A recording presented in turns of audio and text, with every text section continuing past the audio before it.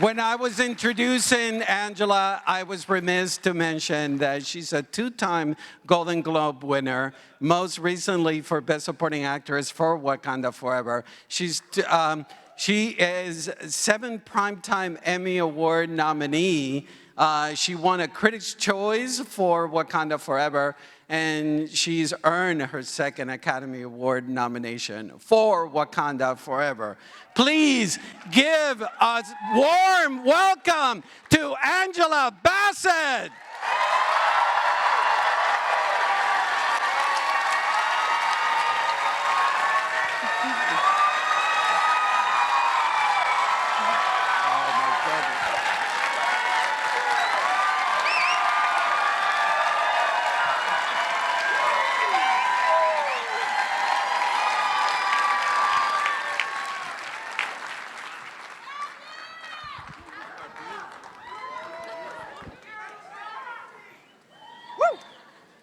Thank you, everyone.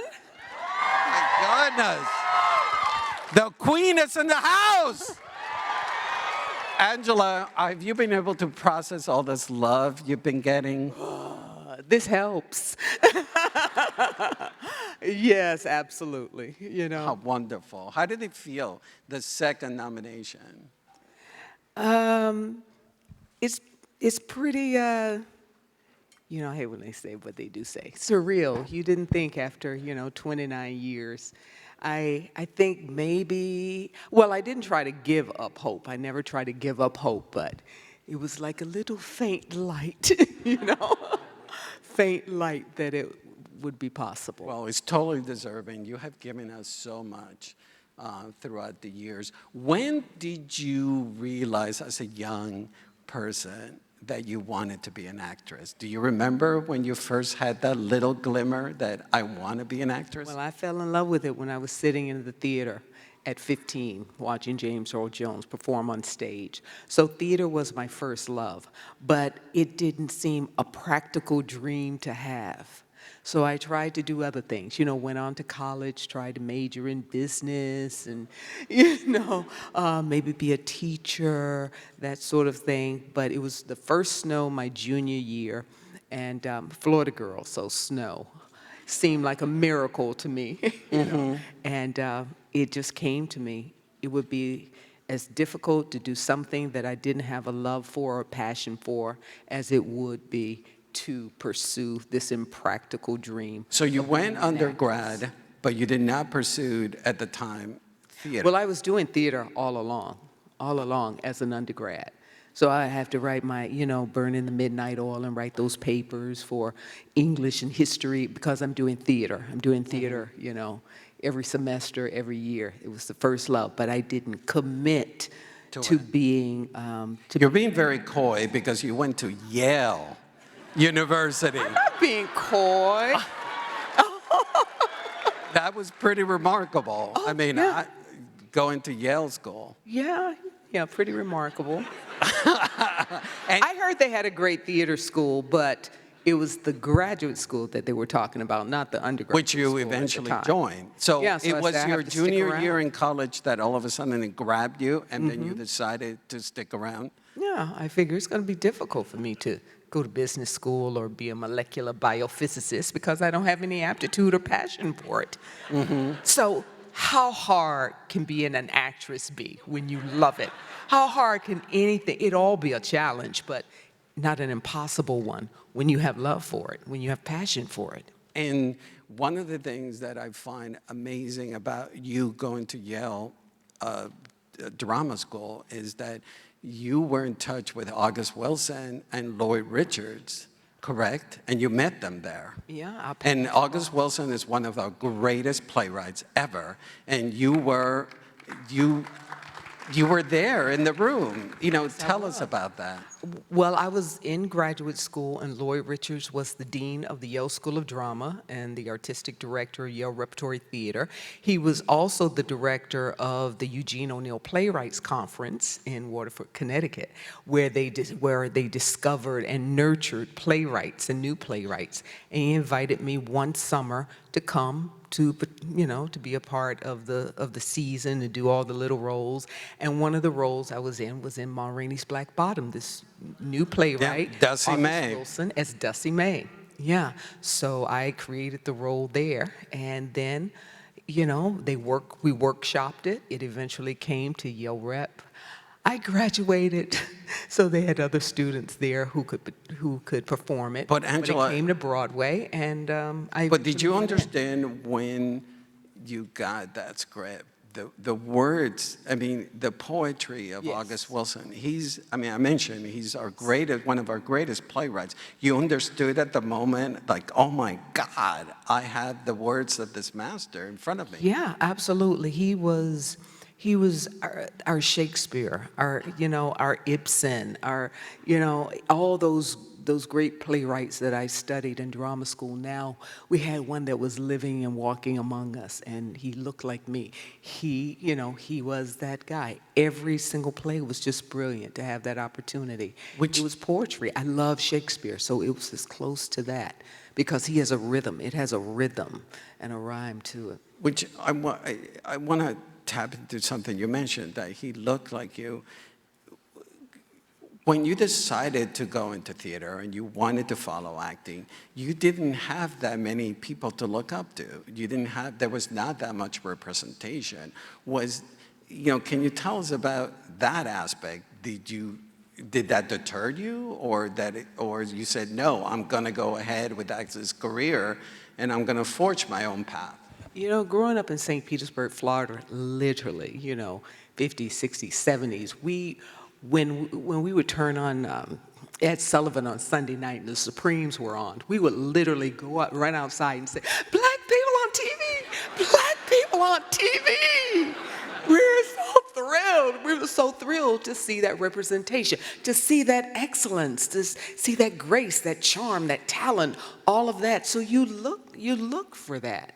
Whenever it came, it was like a nurturing meal. So it wasn't as if, this is impossible and I'm deterred by it at all.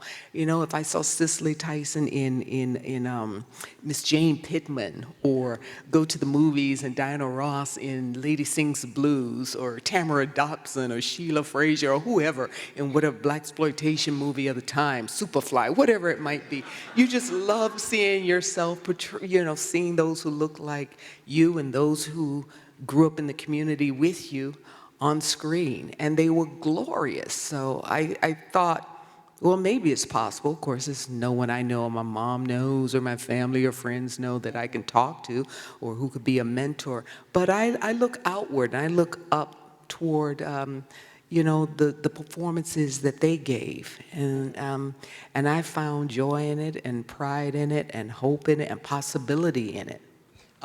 So after graduating from Yale, you went to Broadway with Ma Rainey's Black Bottom. Charles Dutton was in it, and then you did Joe Turner's Come and Gone, also August Wilson, and the amazing Delroy Lindo co-star with you. Tell us about working not just with Lloyd August, but then Charles Dutton and Delroy Lindo, this masters. They are masters, and they are fierce. Dutton Rock, we call him Rock. He was actually in my class in drama school. And he was just fierce. Everyone was afraid of him, except for me. I just like, his bark is worse than his bite. But he was a phenomenal talent. And we would do Shakespeare, and we have to do the iambic pentameter. He couldn't get that, the technical aspects of that. Unstressed stress, unstressed stress, all of that. But when he strutted upon the stage, he had it in him. He had the iambic pentameter within him. So others could give it to you technically, and you would feel no power. You weren't moved, but it was technically perfect. But when in his hands, you were moved. Just a giant. And the same with Delroy, meeting him for those last 20 minutes. It was, in Joe Turner, they talk about Martha Pentecost for 2 hours and 10 minutes. So I'm backstage, don't peak too soon, you know, with the emotion, you know, working your way. And she would enter the stage, and emotionally, you had to go from 0 to 100 in 10 seconds. And he was wonderful to play with. So you're on Broadway, starring in August Wilson plays. When did you decide to come to Los Angeles? It was October 11th, 1988. I don't remember many days. I don't know why, but that was a momentous date. But, and I don't remember, you know, some people have a gift for remembering where they were and what day and time and day of the week. Not me, but I remember that one. And I was living in New York. I'd been in New York about 7 years. I was doing plays and off of Broadway, no-pay showcases, and, you know, a couple of commercials and the like. And they would come. I remember casting directors would come to New York. I remember they came for Color Purple. That was exciting. And Finding Maubie. And you would audition, and then it would seem as if they'd go back to California and cast someone who lived there in that role. And actors were fond of saying, I'm not going to California till they send for me, you know? And I said, well, by the time they get to the character I'm going to portray, you know, they're going to have given it away. So I think I got to take myself there, to be there, to knock on the door, and, you know, because I would get the call back, but you wouldn't secure the job. You know, by the time they cast the lead guy and his best friend and then his wife and then the best friend's wife, by the time they got to my part, you know. And was that hard for you? I mean, how were you able to persevere and keep going? Unemployment. Unemployment checks. Save your money, you know. And, when your income exceeds your outgo, then your upkeep will be your downfall.